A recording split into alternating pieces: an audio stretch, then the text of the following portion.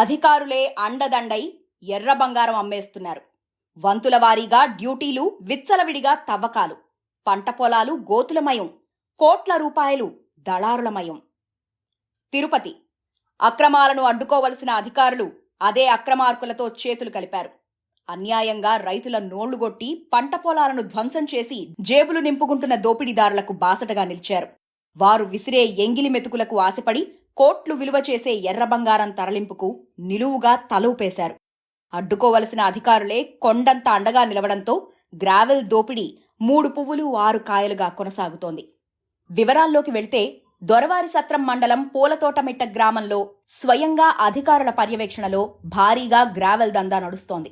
గత నెల రోజులుగా జరుగుతున్న ఈ దందాపై స్థానికులు ఉన్నతాధికారులకు ఫిర్యాదులు చేయడంతో గ్రావెల్ దందాను అరికట్టాల్సిందిగా జిల్లా కలెక్టర్ స్థానిక అధికారులకు ఆదేశాలు జారీ చేశారు.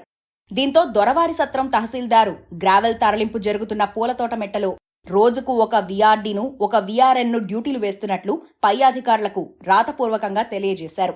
విచిత్రమేమిటంటే పైకి గ్రావెల్ రవాణాను అడ్డుకునేందుకు సిబ్బందిని నియమిస్తున్నట్లు పై అధికారులకు తెలిపి అదే సిబ్బంది చేత ఇక్కడ అధికారులు ఈ దందాను దగ్గరుండి జరిపిస్తున్నారు. అధికారులు ప్రవర్తిస్తున్న తీరును చూసి స్థానికులు ఆశ్చర్యచకితులై చేనే గడ్డిమేస్తే మేమెక్కడికి వెళ్లాలి అంటూ ఆవేదన వ్యక్తం చేస్తున్నారు.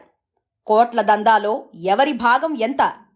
దొరవారి సత్రం మండల పరిధిలోని పూలతోటమిట్ట గ్రామంలో జరుగుతున్న గ్రావెల్ దందా ముగ్గురి పర్యవేక్షణలో సాగుతూ ఉంది. ఒకరు అధికారులే అండదండై ఎర్ర బంగారం అమ్మేస్తున్నారు.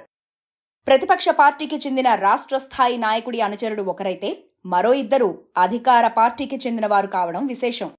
ఇక్కడ జరుగుతున్న ఈ గ్రావెల్ దోపిడీలో రోజుకు 70 లారీల గ్రావెల్ చెన్నైకి తరలి వెళ్తుంది. ఒక లారీ గ్రావెల్ ధర అక్కడ 35,000 రూపాయలు పలుకుతోంది. అంటే 70 లారీలకు గాను 24,50,000 రూపాయలు ఒక రోజుకి వీరికి గిట్టుబాటవుతుంది. ఈ లెక్కన నెలకు 7 కోట్ల రూపాయల గ్రావెల్ ఇక్కడి నుంచి తరలి వెళ్తుంది. ఈ దందా కొనసాగిస్తున్న నాయకులకు ఒక లారీకి వేరువేరు భాగాలుంటాయి. పూలతోటలో గ్రావెల్ను దగ్గరుండి లారీకి లోడ్ చేసే నాయకుడికి ఒక లారీకి 6,000 రూపాయల భాగం చెందుతుంది. అంటే ఒక రాత్రికి 70 లారీలకు గాను ఈ నాయకుడికి 4,20,000 రూపాయలు ముడుతుంది. ఇక్కడి నుంచి తరలించే గ్రావెల్ను ఎక్కడ ఎవరికి పంపాలో నిర్ణయించి అధికారులు ఎలాంటి ఇబ్బందులు లేకుండా చూసుకునే మరో నాయకునికి ఒక లారీకి 9,000 రూపాయలు చెందుతుంది. అంటే ఒక రాత్రికి 6,30,000 రూపాయలు ఆ నాయకుడికి చెల్లించాల్సి ఉంటుంది. ఈ ప్రకారంగా ఈ నాయకుడు నెలకు 1,90,00,000 రూపాయలను పేదల కడుపుగొట్టి కొల్లగొట్టేస్తున్నాడు. ఈ దందాలో ప్రతిపక్ష పార్టీకి చెందిన రాష్ట్ర స్థాయి నాయకుడి అనుచరుడు లారీలను పెట్టి ఆ లారీల బాడుగలను మిగిలిన పైకాన్ని ఆయన ఖాతాలో జమ చేసుకుంటాడు.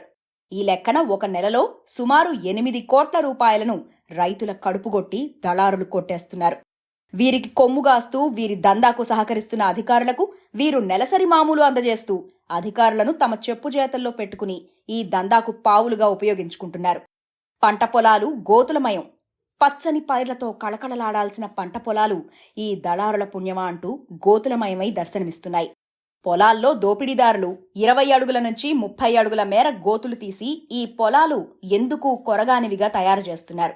ఈ భూములు 1992లో స్థానికంగా ఉన్న గిరిజనులకు ప్రభుత్వం CGIFS పట్టాలు అందజేసింది.